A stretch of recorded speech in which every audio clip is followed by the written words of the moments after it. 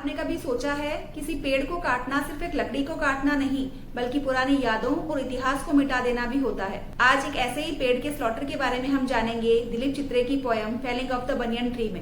इस पोयम की शुरुआत तब होती है जब पोएट के फादर एक फैसला करते हैं कि उनके आसपास के जितने भी किराएदार हैं उन सबके घरों को गिरा दिया जाए, क्योंकि वो एक नए घर के लिए जमीन खाली करवाना चाहते थे। धीरे धीरे आसपास की सारी बिल्डिंग्स को, सारे मकानों को गिरा दिया जाता है। लास्ट में बचता है पोएट का खुद का घर और एक बड़ा सा पेड़।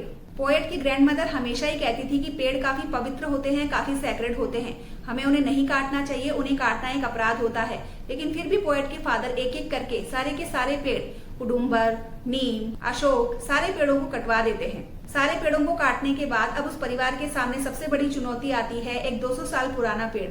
उस पेड़ की जड़ें सिर्फ जमीन में ही नहीं बल्कि उस परिवार की यादों में भी गहरी बसी हुई थी। उस पेड़ की ब्रांचेस को 7 दिन तक लगातार काटा गया और जैसे जैसे उसकी ब्रांचेस नीचे गिरती गई वैसे वैसे उस पेड़ के ऊपर इतने सालों से रहने वाले बर्ड्स, इंसेक्ट्स सारे उस पेड़ को छोड़कर जाने लग गए। उस पेड़ की सारी ब्रांचेस को काटने के बाद 50 लोगों ने कुल्हाड़ियां लेकर उस पेड़ के तने को काटना शुरू किया और जैसे ही उस पेड़ का तना कटा तो उसमें से 200 साल पुराने छल्ले निकले।